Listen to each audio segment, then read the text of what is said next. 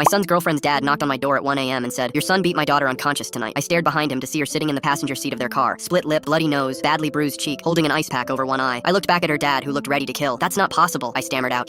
She told me everything." He cut me off. "Police are coming in the morning." He slammed the door and walked away. I immediately ran upstairs to check on Ryder. He was asleep, but I turned on the light anyway. He woke up confused. That's when I saw the fresh scratches on his neck and forearm. "What happened with Sienna tonight?" I asked. He shot up instantly, rubbing his eyes. Nothing. We had a fight. I dropped her home. That's it." "What kind of fight?" I pressed him. He started stammering. "She was accusing me of stuff. I don't want to talk about it right now." His voice was defensive. I noticed his knuckles, red and bruised. The police showed up at 9 a.m. the next morning. A detective knocked on the door with 2 officers behind him. "We have a warrant for Ryder's arrest." Ryder came downstairs in his pajamas. He saw the police and went pale. "Dad, what's happening?" The detective read him his rights. "The victim identified you. Neighbors heard screaming from your car around 7 last night." "Dad, I swear I didn't." Ryder was panicking. The officer cuffed his hands behind his back. I watched them walk my son to the police car. I stood in my doorway thinking about the scratches, the bruises on his knuckles, the fight he wouldn't elaborate on. I visited Ryder in jail that afternoon. He was sitting on a metal bench looking terrified. "Dad, you have to believe me. I didn't hit her." "Then explain why she looks beat up. Explain the scratches and bruises on your knuckles." He leaned forward. "We fought in the car. She was yelling. I was yelling back. She hit me and I grabbed her wrist to stop her. That's where the scratches came from. I swear I dropped her home at 7:30 and left." I wanted to believe him, but Sienna's dad was already filing charges. He hired a lawyer. I talked to our lawyer the next day. She told me Sienna's testimony was bad. Sienna said Ryder drove her somewhere isolated, beat her within an inch of her life, then dumped her near her house around 10 at night. The neighbor already confirmed hearing them argue at 7. "What about the bruises on his knuckles?" I asked. The lawyer looked at her notes. "Ryder claims he punched his steering wheel after dropping her off because he was so angry." Everything he said sounded like an excuse. I went back to see Ryder. He was desperate now. "Dad, I'll take a lie detector test. Please, check my phone, my car. I didn't do it." "Then why is she saying this?" Ryder broke down. "I don't know. Maybe she's scared and confused. Maybe someone's threatening." "I'll believe you." I cut him off. "But if you're lying to me..." "Dad, I love her," he interrupted. "I would never hit her. You know me." Ryder's behavior had changed now. He wasn't defensive anymore, rather genuinely desperate to prove his innocence. And as a father, I couldn't not trust my son. I decided to investigate myself. I drove to Sienna's neighborhood and knocked on doors. The neighbor 2 doors down, a sweet lady in her 80s, had a Ring camera. I asked her for the footage and she happily obliged. The camera showed Ryder's car dropping Sienna off at 7:35. I watched anxiously as Sienna got out of the car and walked away from her house. Ryder drove off in the opposite direction. Then at 9:45, a different car pulled up. Sienna got out of this car stumbling. She was heavily bruised and beaten now, falling to the ground and crawling to her door. I zoomed in on the footage but couldn't make anything out. Was this someone else, or had Ryder used someone else's car to make himself look innocent? I brought the footage to the police station either way. The detective watched the footage twice and called Sienna and her father in for a second interview. I sat behind the glass watching. The detective showed Sienna the footage. "We have video of you arriving home at 9:45 from a different vehicle. You looked injured in this footage. Who drove you home at 9:45? Sienna started shaking. She wouldn't answer. All of a sudden, she lunged into her dad's arms and started sobbing so hard she couldn't breathe. Her dad put his arm around her. "Sienna, it's okay, baby. Daddy's got you." He embraced her for a minute, and everyone stopped asking questions, giving her the minute she very clearly needed. Finally, she pulled away, and her dad wiped her tears with a tissue. "Sienna, who did this to you? Who did it, baby?" She looked around, and finally she said it. "Someone named Dante." My stomach dropped. Dante was my other son. He was 22. He had serious anger issues and had just left for a work trip a few days ago. I've been seeing Dante for 2 months. Behind Ryder's back, Sienna cried. That night after Ryder dropped me off, I went to meet Dante. We got into an argument and he beat me. Then he threatened me. He said if I told anyone it was him, he'd come back and finish it. He said blame Ryder or he'd make it worse. I was so scared. Sienna's dad went pale. My God, I almost destroyed an innocent kid. The detective looked at me. "Where is Dante now?" Full story on channel linked below.